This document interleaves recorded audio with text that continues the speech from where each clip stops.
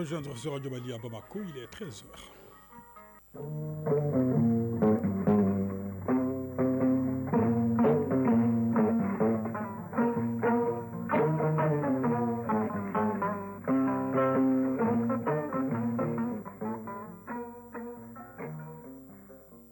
Le journal, Ibrahima Traoré. C'est 13h dimanche, mesdames, messieurs, à la une de cette édition. La rentrée scolaire prévue pour demain lundi sur toute l'étendue du territoire national.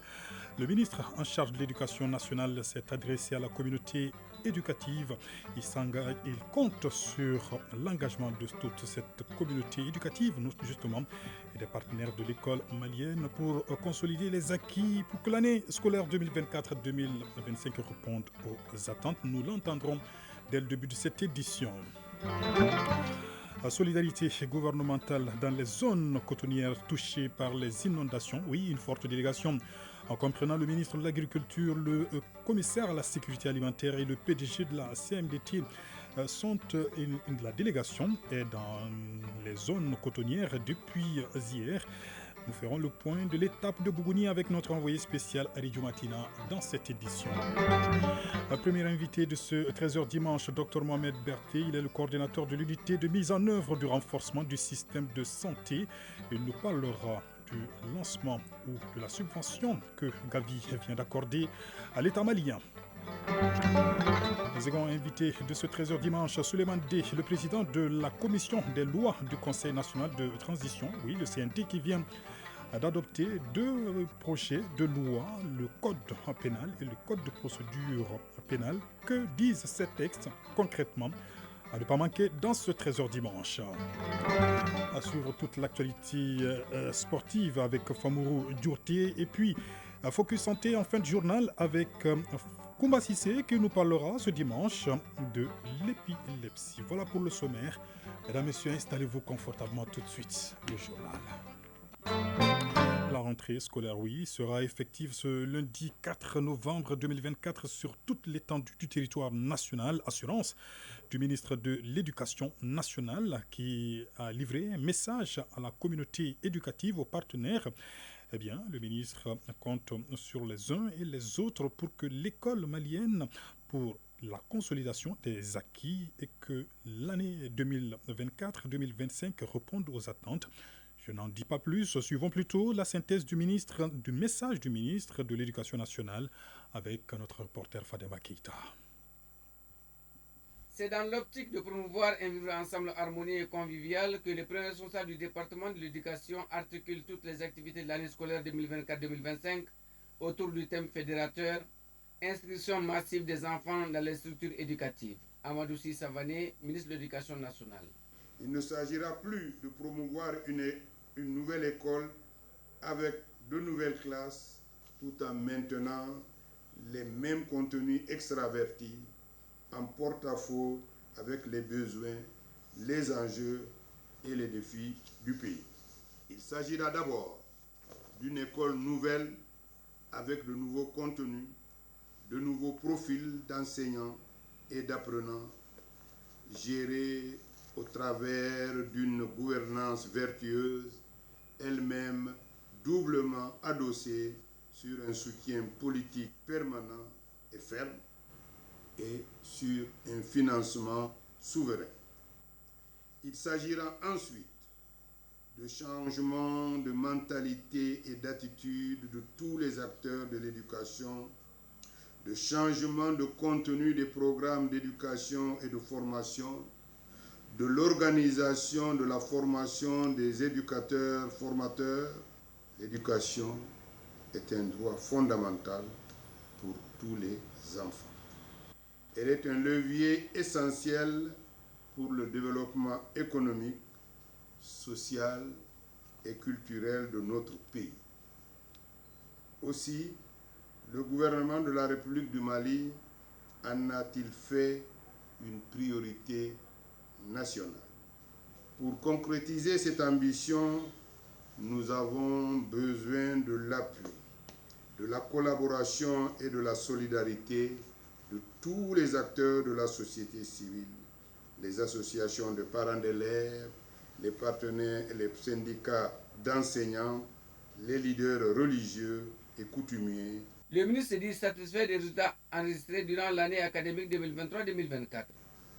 Les réalisations importantes entreprises par la transition sous le leadership de son Excellence le général d'armée Assimi Goïta, président de la transition, chef de l'État, méritent d'être soulignés.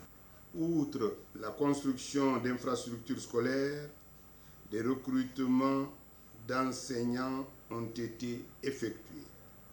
Des renforcements de capacités au profit de personnel sont entrepris. Des acquisitions de matériel et autres manuels pédagogiques au profit de notre école sont enregistrés.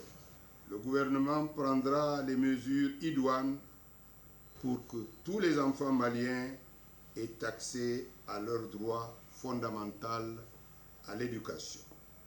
En somme, une année scolaire réussie est le fruit de la conjugaison d'efforts de tous. Un reportage signé Fademba Keita. Une mission conjointe au ministère de l'Agriculture, commissariat à la sécurité alimentaire CMDT dans les zones côtières. Première étape, Bougouni, oui, la région a été fortement touchée par les inondations, oui, les récentes inondations. Nous avons en ligne notre envoyé spécial Aridjou Matina qui suit cette mission. Aridjou Matina, bonjour. Aridjou Matina, est-ce que vous me recevez? Bonjour. Bonjour Aridjou Matina. Bonjour Ibrahim Traoré. Alors, vous suivez cette visite de terrain du ministre de l'Agriculture, du commissaire à la sécurité alimentaire et du PDG de la CMDT. Vous êtes où en ce moment et qu'est-ce qu'on peut retenir de ce déplacement? Oui, Ibrahim Traoré, comme vous l'avez dit, c'était une mission de 3 jours conduite par Daniel Simon Clément, le ministre de l'Agriculture qui était accompagné du ministre commissaire à la sécurité alimentaire Redouane Aga Mohamed Ali, ainsi que le PDG de la CMDT, Madou Moustapha Diara. L'objectif, c'était de venir voir certaines zones cotonnières. Comme vous le savez, cette année, notre pays a été frappé par des inondations qui ont causé beaucoup de dégâts dans plusieurs localités. Ainsi, cette mission devait venir ainsi à Bougouni, à Sikasso et à Kouchala. Et ça a été le cas. La mission a d'abord concerné Bougouni qui a été la première étape à ces niveaux. La mission est venue voir des visu certains villages qui ont été sérieusement affectés par les inondations. Et en même temps, la mission a profité de l'occasion pour offrir des vivres à ces populations sinistrées avant de leur demander de ne pas se décourager, de rester debout et voilà, de faire face aux différents défis. Et ensuite, la mission s'est poursuivie pour venir à Sikasso et c'était le même exercice au niveau de Sikasso également. Voilà, donc la mission s'est entretenue avec les exploitants agricoles avant de visiter certaines parcelles inondées. En réalité, à ces niveaux également, Ibrahim Traoré, certaines zones de production cotonnière ont été sérieusement affectées. Des milliers d'hectares ont été endommagés à cause des conséquences des inondations. Et là-bas également, la mission a profité de l'occasion pour offrir des kits alimentaires à ces populations sinistrées, des kits offerts par le président de la transition, le général d'armée Assimi Goïta. Et ensuite, la mission s'est dirigée vers Kouchala, qui était la dernière étape donc, de cette mission. Et là-bas également, la mission a profité de l'occasion pour échanger avec les exploitants agricoles avant de remettre 100 tonnes de vivres aux populations sinistrées, 100 tonnes de vivres remis au gouverneur, le général de division Abdoulaye Cissé, qui va se charger de la distribution au niveau auprès des différents localités sinistrées. En tout cas, partout où la mission s'est rendue, Ibrahim Traoré, ça a été un ouf de soulagement pour les populations sinistrées qui attendaient cette aide, cette solidarité envers l'État. Et en ce qui concerne Koutiala, où on a arrêté plus de 30 000 hectares endommagés à cause des conséquences des inondations. En tout cas, de façon générale, la mission a profité de l'occasion pour demander aux exploitants donc de rester courageux, de s'armer de courage, de ne pas se décourager et de continuer quand même à se donner à fond. Et en réalité, ça a été quand même une mission salutaire puisque cette solidarité a été ressentie dans les différents endroits. Et voilà, donc c'est avec beaucoup de joie que la mission est en train de retourner à Bamako, et une mission de 3 jours qui s'est très bien tenue dans les différentes localités. Merci beaucoup Aridou Matina. Je rappelle que vous êtes notre envoyé spécial pour suivre donc ce déplacement de cette mission conjointe conduite par le ministre de l'Agriculture. Eh bien, une mission qui comprenait également le commissaire à la sécurité alimentaire ainsi que le PDG de la CMDT dans les zones cotonnières touchées par les récentes inondations. On en vient à l'invité de ce 13h dimanche. Oui, le premier invité de ce 13h dimanche est Dr Mohamed Berté. Il est le coordinateur de l'unité de mise en œuvre du renforcement du système de santé. Eh bien, oui. On parle de l'appui à la santé au Mali avec l'organisation internationale Gavi qui vient de mettre à la disposition de l'État malien une nouvelle subvention d'une valeur de plus de 26 milliards 651 millions de francs CFA pour une durée de 5 ans. Docteur Berté, bonjour. Bonjour. Alors merci d'avoir accepté notre invitation. Ma première question, Gavi, de quoi s'agit-il concrètement ? Merci beaucoup. Gavi, c'est une alliance mondiale pour la vaccination qui permet quand même d'acquérir des vaccins à des coûts accessibles pour le bénéfice des populations vulnérables et des populations les plus défavorisées que nous sommes, c'est-à-dire ceux qui n'ont pas les grands moyens de s'acquérir les vaccins traditionnels. Gavi vient et peut intercéder auprès des firmes pharmaceutiques pour avoir un abaissement de ces coûts-là pour nous permettre d'acquérir ces vaccins. Et qu'est-ce qui a motivé Gavi de subventionner, de mettre à la disposition du Mali, cette fois-ci, plus de 26 milliards de francs CFA ? Je crois encore une fois que c'est le leadership de notre ministre de la Santé et du Développement social, parce que ça fait 25 ans aujourd'hui, jour pour jour, que Gavi est aux côtés du gouvernement malien pour lui permettre quand même d'assurer la vaccination sur toute l'étendue du territoire. Mais c'est la toute première fois qu'en une seule enveloppe, Gavi offre cette bagatelle de 26 milliards 651 millions 176 400 francs CFA à la population, au peuple malien. Donc, et cette enveloppe servira à faire quoi concrètement ? L'enveloppe va nous permettre de conforter davantage nos stratégies de vaccination parce que nous avions des écarts, nous n'avions pas encore toute la couverture que nous souhaitons. Il y a aussi beaucoup de zéro dose et c'est pourquoi nous allons nous inscrire cette fois-ci dans l'atteinte des populations les plus vulnérables, les plus défavorisées et qui sont quand même dans des zones où nous n'avions pas accès et nous profitons quand même du recouvrement de notre intégrité territoriale, d'aller dans ces zones-là pour qu'aucun enfant ne puisse rater encore sa dose de vaccination. Nous avons vu, Madame la Ministre, vendredi inoculé le premier vaccin concernant relatif au cancer du col de l'utérus. Oui. C'était à Boulkassoumbougou, en commune du district de Bamako. Quel est l'objectif visé ?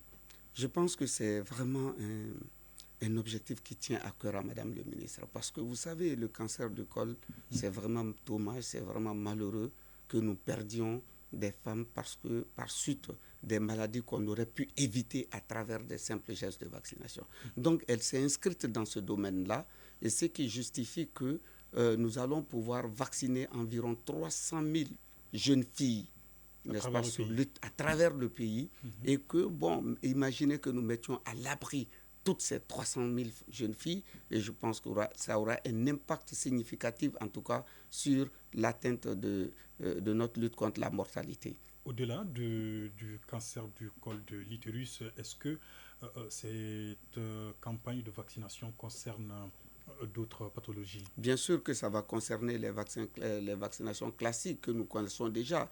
La rougeole qui n'est pas encore complètement partie, la diphtérie. Il y a la diphtérie, il y a aussi le tétanos, il y a aussi la pneumonie, il y a aussi la tuberculose. Donc nous allons continuer à lutter justement à travers la vaccination contre toutes ces maladies-là, mais nous allons aussi innover. Nous avions déjà parlé du papillomavirus, du HPV dont Madame le ministre a fait le lancement le vendredi dernier, mais elle compte aussi lancer une vaccination qui tiendra à cœur à tout le peuple malien. C'est la vaccination contre le paludisme.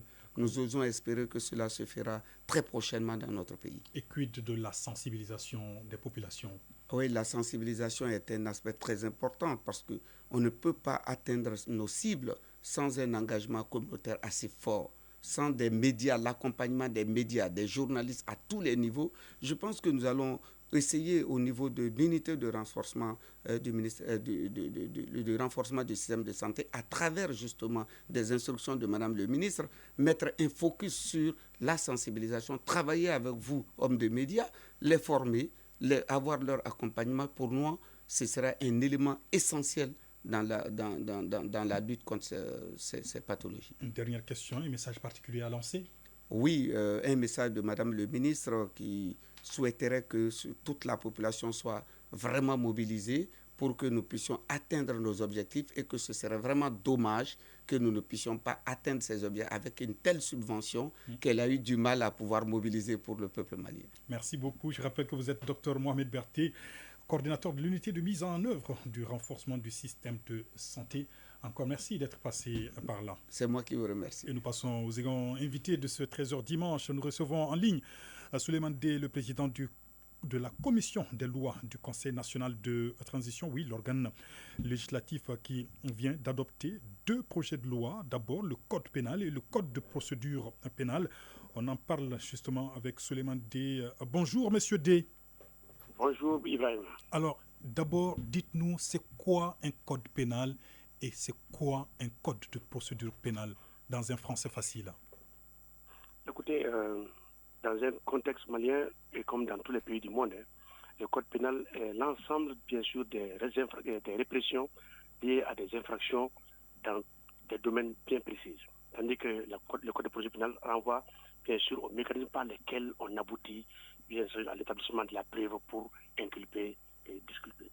Donc, les 2 codes, comme vous avez dit, ont fait l'œuvre d'une adoption au niveau du Conseil national de transition. Il y a de cela 48 heures et c'était pour aboutir à une réforme extrêmement importante que les autorités de la transition s'étaient fixées. Très bien. Et que disent ces textes? Qu'est-ce qui a changé concrètement? Écoutez, c'est une véritable révolution dans le paysage judiciaire de notre pays. Comme tout le monde le sait, au Mali, beaucoup de personnes se plaignent de la justice et le président, lors de sa toute dernière sortie, a bien dit que le gouvernement prenait, en tout cas les autorités prenaient à bras le corps cette réforme du secteur de la justice. Et aujourd'hui, énormément, je dis bien, énormément d'incriminations nouvelles sont prises en charge. Vous savez très bien que ce code est le 3e du genre, parce que depuis le code des années 60, le code n'a été modifié, les 2 codes n'ont été modifiés qu'en 2000 et bien sûr aujourd'hui en 2024. C'est pratiquement des séquences de 20 ans à 30 ans avant qu'on aboutisse à ces réformes majeures. Aujourd'hui, la société a évolué, les nouvelles infractions sont là et des nouvelles incriminations sont à prendre en charge. Et donc, c'est des codes qui évoluent pour s'adapter à la réalité actuelle que connaît le Mali, que connaît la justice. Et donc, comme je vous l'ai dit, c'est d'énormes innovations qui sont là-dedans, parce que ces 2 codes cumulés font plus de 2400 articles et ce n'est pas moindre. Très bien. Et qu'est-ce qu'on doit retenir essentiellement comme innovation? Alors, il y en a plusieurs. Il y en a plusieurs, notamment la prise en charge désormais de la responsabilité pénale des personnes morales, la suppression des cours d'assises, l'institution du juge des libertés et de la détention, le recel comme infraction nouvelle retenue autonome, l'esclavage et la traite des personnes, la transposition des nouvelles incriminations du droit au HADA depuis fin 2023.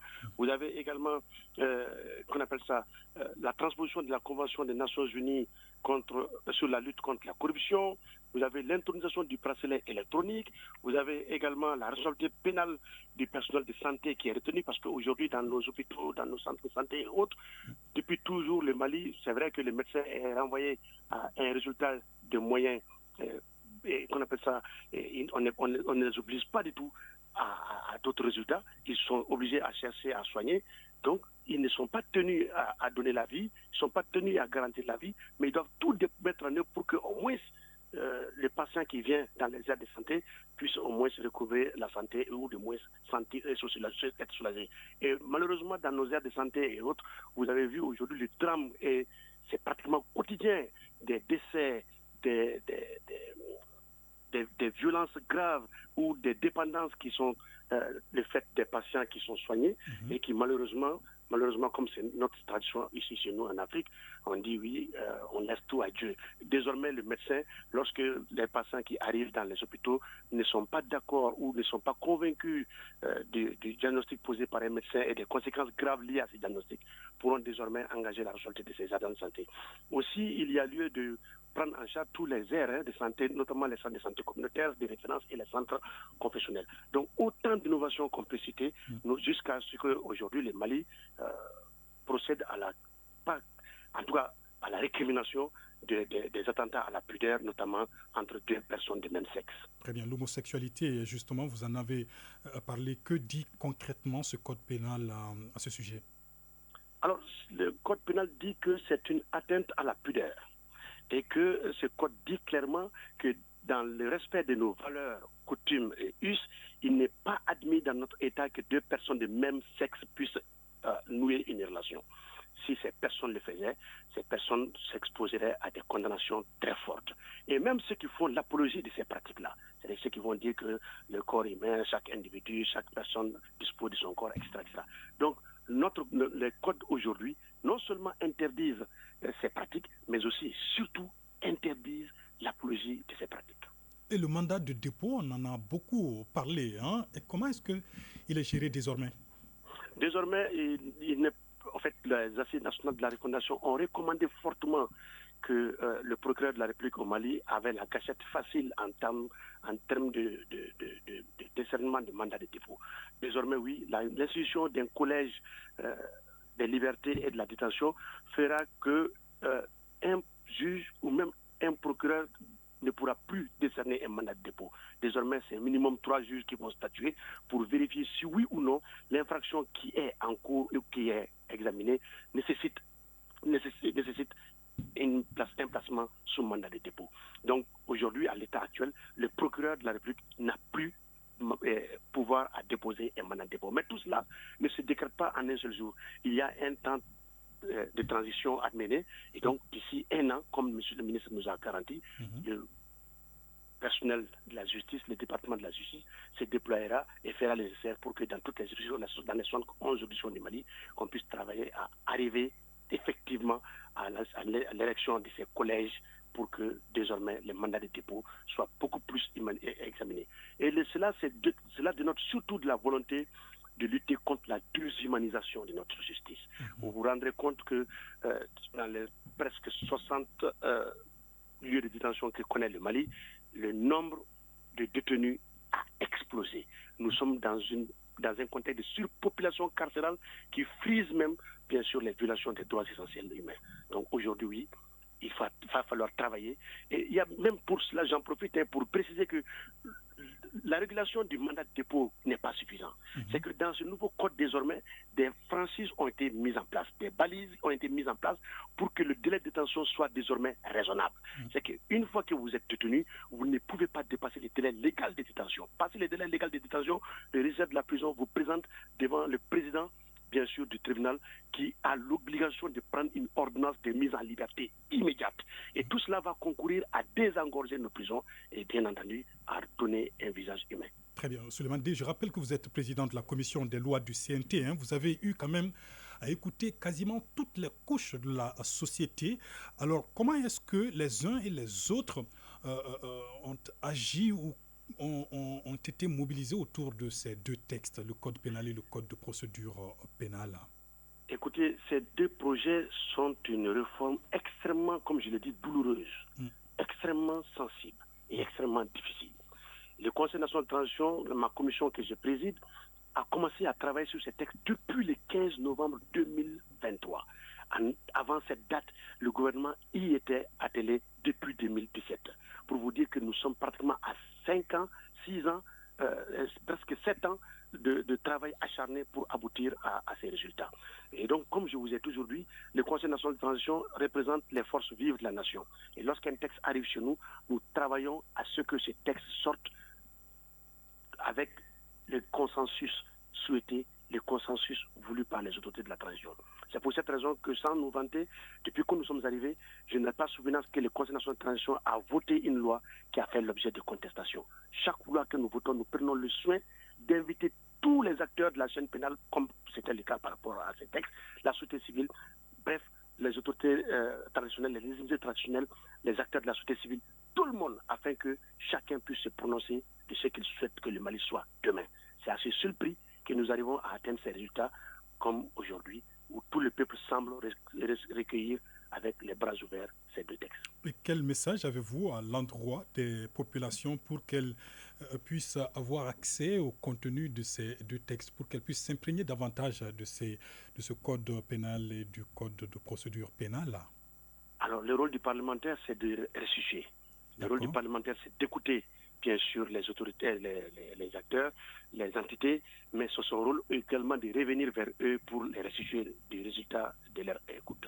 Donc, nous avons bonne foi d'approcher le département de la justice, d'approcher tous les partenaires qui nous ont accompagnés tout au long de ces processus pour que demain, sur le terrain, nous puissions répartir dans les 19 régions du Mali les arrondissements du district locaux au plus près des populations, vulgariser, bien sûr, ces deux textes-là. Monsieur Souleymane Dé, je rappelle que vous êtes président de la commission des lois du CNT. Merci d'avoir répondu à nos différentes questions. Je vous en prie. Actualité hors de nos frontières à présent. Et nous ouvrons avec le Tchad où les élections législatives et locales sont prévues pour le 29 décembre prochain. Après 2 prolongations, le délai de dépôt des dossiers de candidature expire ce dimanche à minuit. Mais un constat, le faible engouement autour de ces élections. On en parle avec vous. Lassina Keita, bonjour. Bonjour Ibrahima Traoré. Alors, pourquoi la société civile tchadienne s'inquiète pour ces élections qui suscitent un faible engouement? La société civile est inquiétée face aux tensions enregistrées ça et là pendant la campagne, mais aussi face au coût élevé des candidatures, des dépôts de dossiers. Le montant de la caution par candidat pour déposer une liste au communal, un parti doit débourser 3,6 millions de francs CFA, alors que la subvention au parti récemment débloquée par le président s'élève à 3 millions de francs CFA. Face donc au coût de la caution, peu de candidatures sont enregistrées. Les candidatures indépendantes sont finalement interdites. Il faut signaler, Ibrahima Traoré, que les cas de réticence de certains partis politiques à participer aux élections et ceux qui ont choisi le boycott, comme le cas du parti Les Transformateurs de l'opposant Succès Masra, de même que l'opposition dite radicale réunie au sein du GCAP.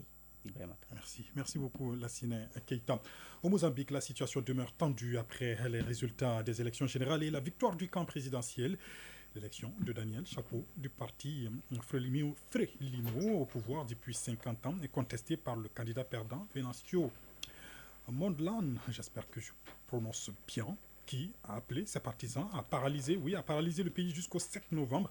On en parle avec vous, Mohamed Sangaré, bonjour. Et bonjour Ibrahim Traoré. Vous suivez ce dossier pour 13h dimanche. L'annonce de la victoire du camp présidentiel a-t-elle engendré des violences déjà? Oui, tout à fait. Hier, plusieurs affrontements entre forces de l'ordre et manifestants pro-Valencio ont eu lieu à travers le pays. À Maputo, la capitale, des centaines de manifestants ont été dispersés par des tirs de gaz lacrymogènes et des balles en caoutchouc lors d'une marche pour protester contre les enlèvements et demander la justice électorale.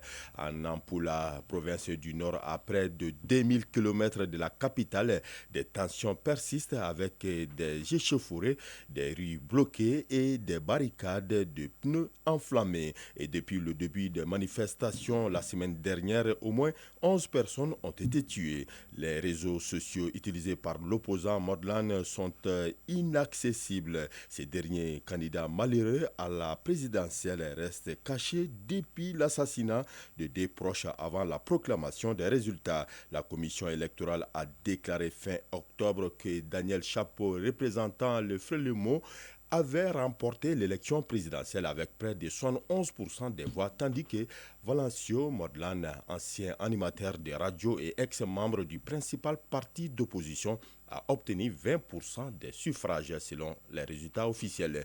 L'opposition a saisi le Conseil constitutionnel pour demander un nouveau comptage des voix. En réponse, la Cour a demandé à la commission électorale de fournir tous les résultats des bureaux de vote dans 6 des 11 provinces ainsi que ceux de Maputo. Ibrahim. Merci beaucoup, Mohamed Sangari. Voyons le reste de l'actualité internationale.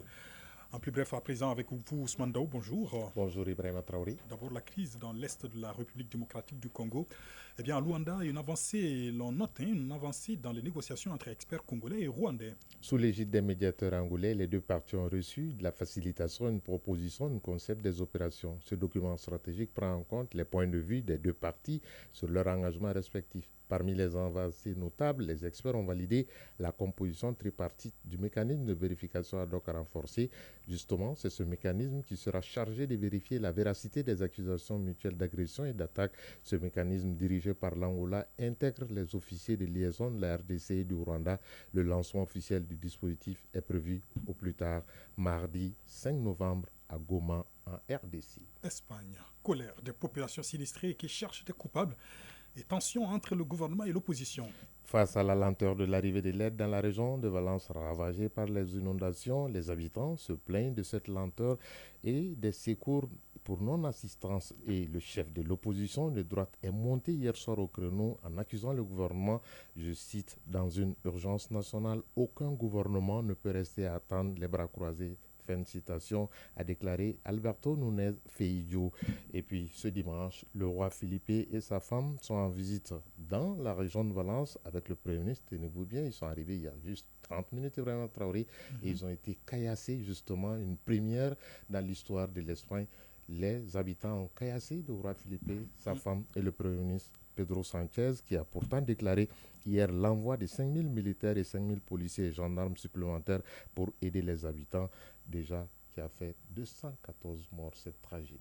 Et la guerre au Proche-Orient avec Israël qui a mené une opération de commando dans le nord du Liban pour capturer un haut responsable du Hezbollah. Cela s'est passé à 140 km de la frontière israélienne dans la petite ville portuaire de Batroum dans le nord du Liban. L'agence nationale d'information libanaise précise que les faits se sont déroulés à l'aube ce matin. Pas d'indication sur l'identité de l'individu qui a été enlevé, mais les médias en Israël et au Liban affirment qu'il s'agit d'Imad Fadel Hamaz qui est présenté comme un haut responsable du Hezbollah et même l'un des cerveaux de l'attentat du 7 octobre 2023 contre Israël, soit le capitaine d'un navire civil qui détiendrait des informations importantes sur les armements détenus par le Hezbollah. Présidentielle américaine, dernier week-end de campagne pour Kamala Harris et Donald Trump. Et ce samedi, Donald Trump a tenu un meeting en Caroline du Nord avant d'en faire un deuxième en Virginie, pourtant qui n'est pas un état clé. Kamala Harris, elle était en Georgie, à Atlanta. Les démocrates présents à Atlanta ne sont pas toujours convaincus de sa victoire. Certains l'ont affirmé justement après ce meeting. Des rappeurs qui ambiancent la foule sous un soleil brûlant. Kamala Harris prend la parole, répète son programme pour aider les classes moyennes et réussir à réconcilier le pays. Sur scène également, Kamala Harris a insisté sur l'importance d'aller voter. Quant à Donald Trump, en Caroline du Nord, tout comme en Virginie, il a matraqué sur l'immigration, comme depuis le début de la campagne, son thème favori, en déclarant qu'il mettra fin à l'immigration aux États-Unis, notamment ceux des Latinos. Et terminons par la présidentielle en Moldavie, un second tour très serré entre les deux candidats. La journée sera longue dans les deux QG puisque Maya Sandu est arrivée en tête du premier tour avec 42,5% des voix. Son adversaire a recueilli près de 27% et ce dimanche, ils sont tous les deux sur le front pour mobiliser les indécis. Alexander Soitago a agité le risque d'une guerre avec la Russie si le pays se rapprochait davantage de l'Union européenne. et il est arrivé au premier tour. Merci. Merci beaucoup, Ousmane Daou, pour toutes ces informations à l'international. Les sports dans quelques instants.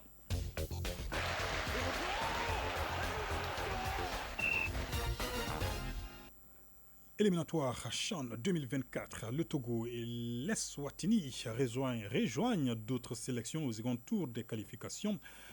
Eh bien, la finale du tournoi de l'UFOA de la zone A des moins de 17 ans est prévue pour ce lundi 4 novembre 2024. Oui, demain donc, lundi, elle aura lieu à Diamniadio au Sénégal. Le résumé de toute l'actualité des sports, c'est avec vous, Famorou Djourté.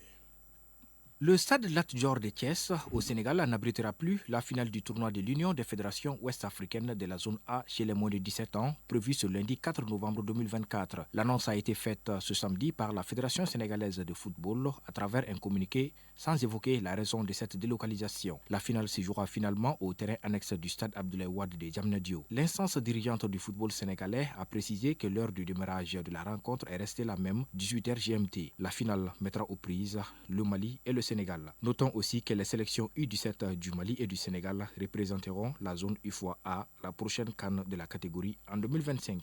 Toujours le football sur le continent, éliminatoire CHAN 2024 qui se jouera en 2025 au compte des matchs retour. 2 matchs étaient au programme ce samedi. Le Togo écarte le Bénin et poursuit son rêve d'une deuxième qualification à la phase finale de la compétition. Après avoir gagné à l'aller par 2-0, les éperviers locaux ont accroché les guépards du Bénin un but partout. C'était ce samedi 2 novembre au stade Félix Houphouët-Boigny d'Abidjan, stade choisi par le Bénin pour recevoir le Togo. Le Togo jouera contre le Niger au second et dernier tour des éliminatoires du CHAN 2024. Dans la seconde affiche de ce samedi, les Swatini, après avoir remporté le match aller par 3-0, s'est imposé encore face au Zimbabwe, cette fois par 1-0. Score cumulé 4-0 pour les Swatini. Les Swatini croisera le fer avec Madagascar au second tour des qualifications. 2 autres rencontres retour seront au programme ce dimanche. À 13h, le Kenya accueille le Soudan du Sud. À 16h, la Tanzanie offre son hospitalité au Soudan. Les affiches déjà connues pour le second et dernier tour des qualifications du CHAN 2024 que sont Mali-Mauritanie, Sénégal-Libéria, Côte d'Ivoire-Burkina Faso, Ghana-Nigeria, Guinée contre Guinée-Bissau, Guinée-Équatoriale-Congo, Centrafrique-Cameroun, Tchad contre la République démocratique du Congo, Mozambique contre la Zambie, Niger-Togo et Madagascar contre les Swatini. Hors du continent, à présent, l'international malien Cheikh Doucouré est sorti de l'infirmerie de Crystal Palace. À l'occasion de la 10e journée de la Première Ligue anglaise, Crystal Palace se déplaçait chez les Loups de Wolverhampton. Cheikh Doucouré a pu grignoter quelques minutes dans cette rencontre.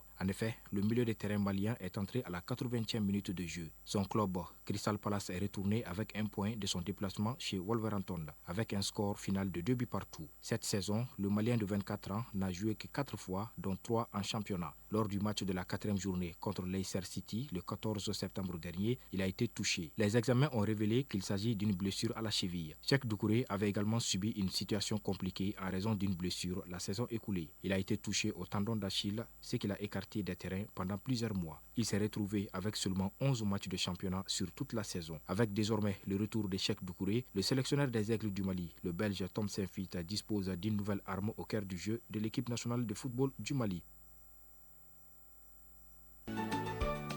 Focus Santé. La chronique santé de ce dimanche s'intéresse à l'épilepsie. Cette maladie provoque des crises à répétition chez les patients qui peuvent aller de l'agitation à la perte de connaissance. Plus de détails dans ce numéro signé Koumba Sissé. Agitation, trouble comportemental, chute ou encore perte de conscience. Voilà quelques réactions qui indiquent la crise épileptique chez une personne vivant avec l'épilepsie.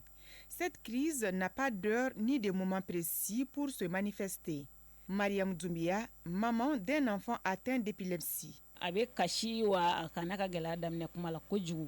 Si sa crise survient, il pleure beaucoup et il est trop têtu. Pendant ce temps, il perd conscience. Ce n'était pas fréquent, mais actuellement, il est tout le temps en crise. Adama Kone, neurologue. L'épilepsie, en fait, c'est une maladie neurologique chronique qui se manifeste par des crises en fait, à répétition. Et ces crises sont dues à une décharge excessive de neurones dans le cerveau. Les causes sont variées et sont multiples. On ne peut que citer, par exemple, lors d'une atteinte du cerveau, les infections du cerveau, une méningite, une méningoencéphalite ou bien soit un AVC, on peut faire l'épilepsie. ou bien soit un accident même de la voie publique qui cause un dommage en fait cérébral. Et il y a aussi les causes en fait métaboliques. Et aussi, il y a ce qu'on appelle les souffrances fœtales aiguës ou bien soit les souffrances cérébrales aiguës, c'est-à-dire les anoxies cérébrales lors de l'accouchement ou pendant l'accouchement ou même après l'accouchement. On peut avoir aussi les causes génétiques. Comme la crise peut venir à tout moment, la conduite des moyens de transport est interdite aux personnes touchées par l'épilepsie. Elles ont à tout moment besoin de surveillance et d'assistance. Si une crise en fait survient, il faut surtout essayer de tranquilliser le malade et puis le mettre sur le côté et puis l'éloigner en fait des objets ou bien soit de l'endroit où il peut se blesser.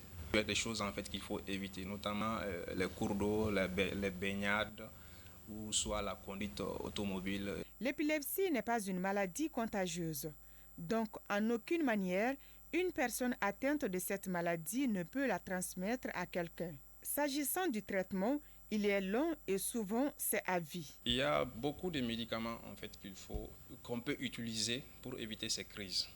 Et l'utilisation en fait de ces médicaments dépend aussi du type de crise. Quand on suit les conseils du médecin, on peut guérir définitivement de l'épilepsie, mais on reste toujours épileptique connu. Les crises à répétition ont des conséquences sur la vie des patients. À chaque crise, en fait, il y a des cellules en fait si ça atteint souvent des zones fonctionnelles du cerveau, donc ça peut entraîner un handicap comme une infirmité motrice cérébrale ou bien soit une régression des acquisitions. Par exemple, un enfant qui avait toutes ses acquisitions, qui commençait à marcher, qui commençait à parler, qui commençait à jouer, à faire des trucs. Et lorsqu'il y a ces répétitions de crises, en ce moment, ces enfants peuvent régresser. En dehors de ça aussi, quand on chute, on peut se blesser. Et on ne sait pas exactement là où on va tomber. Et on peut se blesser, se cogner la tête ou autre. Donc, les complications sont un peu ça. La majorité des cas de l'épilepsie commencent depuis l'enfance, mais elle peut être aussi diagnostiquée tardivement chez l'adulte. Focus Santé. C'est ce numéro de Focus Santé qui met fin à ce journal à 13h passées de 41 minutes. Sur nos antennes, un grand merci à Alimata Ouattara qui assure la mise en onde de ce journal avec à la mise en ligne Amadisso, à la coordination éditoriale Ousmane Daou, à la réalisation Lassine Keita. Lassine Keita qui sera là dans un instant pour rétrocéder la rétrospective de l'actualité de la semaine. Et à 19h30, la grande édition du soir. D'ici là, passez d'excellents moments de radio en notre compagnie. Bon dimanche.